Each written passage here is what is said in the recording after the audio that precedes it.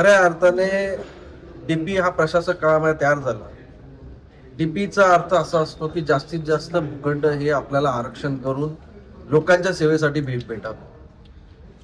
त्या ठिकाणी प्रशासकांनी ज्या भागाचा पगार ते घेत होते त्या भागाशी एकनिष्ठ राहून त्या भागाचा विचार करून त्या भागाला कुठल्या प्रकारच्या लोकसेवेच्या दृष्टीने भूखंडाची आवश्यकता आहे ते रिझर्वेशन अबाधित ठेवणं गरजेचं होतं, ना की बिल्डरांना फायदा, सिडकोला फायदा करण्याच्या दृष्टीने आरक्षण बदलण्याचा होता.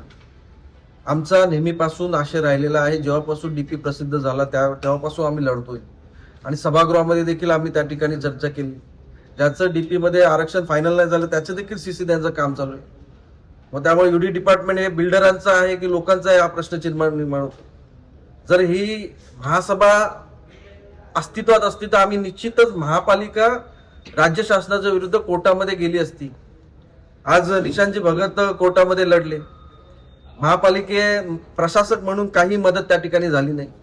त्यामुळे प्रशासक हा निश्चितच या डीपी प्लॅनच्या बाबतीत या नवी मुंबई शहराला शाप ठरला. अशा प्रकारचं गंभीर आम्हाला नोंद त्या ठिकाणी ठेवली आणि त्या ठिकाणी निंदनीय आहे की आरक्षण फायनल नसताना बिल्डरांना जे फ्लॅट विकल्यात, जे UHP सारख्या कामांना सीसी देण्याच्या पूर्वी डीपी फायनल होण्याची वाट बघतायत, पण बिल्डरांना दिलेल्या भूखंडाला सीसी पहिला द्या अशा प्रकारची भूमिका ही खूप निंदनीय आहे. आणि त्यामुळे नवी मुंबई शहराचा विचार करत असताना जे आरक्षण कायम ठेवण्याच्या दृष्टीने आम्ही आता पुढे विनंती शासनाला करणार की जे आरक्षण बदललेले आहेत ते बदलू नका, ते त्यामध्ये आम्हाला अजून एक संधी सुधारणा आणि सूचना मांडण्याची द्या. त्याच अनुषंगाने काही प्रेझेंटेशन महापालिकेच्या महासभेमध्ये करण्यास सांगितले. तर अहवाल आल्यानंतर आम्ही त्या बाबतीत दाद त्या प्रकारे मागणे. जर सूचना हरकतीचा निर्णय झाला नाही म्हणजे याला सूचना हरकती घेण्याचा फक्त फारसच केला होता, त्याचा अर्थ काय राहतो. आणि अशा प्रकारचं बिल्डरांसाठी पुढाकार घेणं ही गोष्ट चांगली नाही. आपण शहराचा विचार केला पाहिजे, शहराच्या लोकांचा हिताचा विचार केला पाहिजे. आज नवी मुंबई महापालिकेची जागा नाही, जी काय जागा आहे ती सिडकोकडे आहे. त्यामुळे या शहराला आवश्यक आता UDCPR आलाय, लोकसंख्या वाढणार आहे, त्या दृष्टीने अधिक रिझर्व जे प्लॉट करायचे होते ते आवश्यक आहे. ती कॅल्क्युलेशन त्या ठिकाणी नव्याने करणं आवश्यक आहे. पण इथे आपण आरक्षण प्लॉट वाढवण्याच्या ऐवजी कमी करण्याचा निर्णय घेतो. एवढीच जर सिडकोच्या प्लॉटची गरज आहे, मला वाटतं महाराष्ट्रामधलं सगळ्यात महागाचं प्रॉपर्टी मला वाटतं गव्हर्नर भवन आहे, ते विकून टाका आणि तुम्हाला काय करायचं करा, तिकडे काय आमचे नागरिक वगैरे जात नाही. पण अशा प्रकारे लोकांचे रिझर्व प्लॉट त्या ठिकाणी विकून, लोकांच्या सुविधाचे प्लॉट विकून त्या ठिकाणी जर तुम्ही धंद्याचं व्यवसाय पद्धतीने करत असाल आणि नवी मुंबईच्या जनतेला त्याला तुम्ही नुकसान करत असाल तर ही बाब निंदनीय.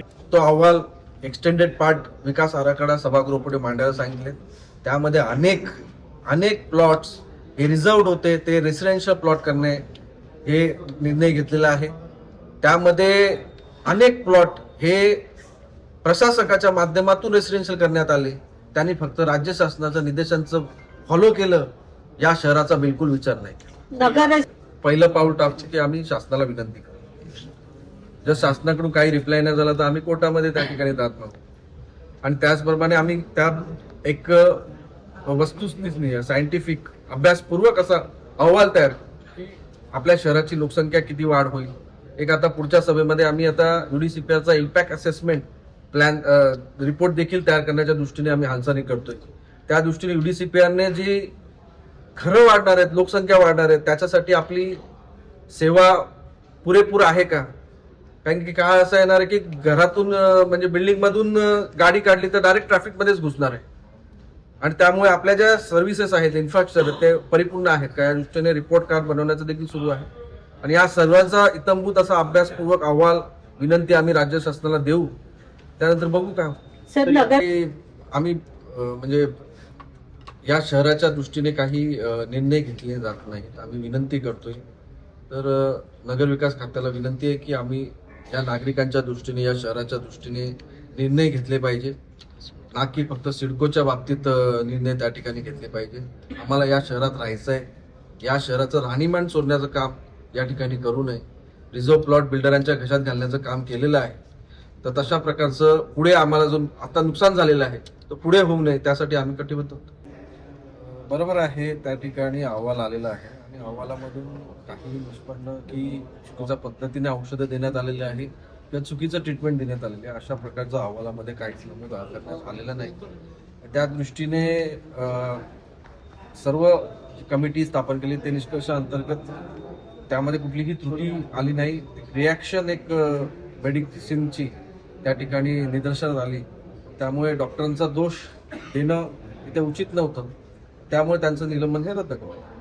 पण त्यावेळेस चुकीची ट्रीटमेंट दिली, चुकीचं औषध दिलं, ही काही अफवा त्यावेळेस पसरली आणि ही जशी पसरली, खरं म्हणजे तो कोणी ती पसरवली ते शोध घेणं गरजेचं आहे आणि ते केल्यानंतर साहजिकच आहे राजकीय व्यक्ती हे त्यामध्ये अलर्ट होती. त्या बाबतीत जाच विचारायला की अशा प्रकारची घटना आपल्या शहरामध्ये कशी घडू शकते, ही चुकीची ट्रीटमेंट देऊ कोणाचा मृत्यू त्या ठिकाणी होत आहे. पण त्या ठिकाणी आयुक्त महोदयांनी शहानिशा करायला हवी होती निलंबन करण्याच्या आधी, की सदर ट्रीटमेंट ही स्टँडर्ड ऑपरेटिंग प्रोटोकॉलनुसार प्रथमदर्शनी करायला घ्यायला पाहिजे होती. जर स्टँडर्ड ऑपरेटिंग प्रोटोकॉलनुसार केली असेल तर त्यामध्ये कुठलाही दोषारोप देणं आवश्यक नव्हता. आणि ही जी प्रोसिजर होती ती हजारो किंवा मला वाटतं लाखो महिलांवरती ही औषधं दिली जाते, रुटीन आहे, वारंवार दिली जाते. त्यामुळे कुठल्याही ट्रीटमेंट आणि याच्यामध्ये डॉक्टरांचा काय दोष याच्यामध्ये दिलं येईल. अशा प्रकारे डॉक्टर म्हणजे कुठल्या हॉस्पिटलमध्ये कुठली डेथ होते तर तत्काळ त्या निष्कर्षापर्यंत पोहोचण्याची चुकीच्या ट्रीटमेंट त्या ठिकाणी गेली आहे. हा काही रस्त्यावरती जसा ऍक्सिडेंट होतो तशा प्रकारचा नाहीये. या ठिकाणी डॉक्टरकडे जाताना आपण जीव वाचवायला जातो, कुठलाही डॉक्टर हा जीव वाचवण्यासाठीच असतो, ट्रीट करण्यासाठीच असतो.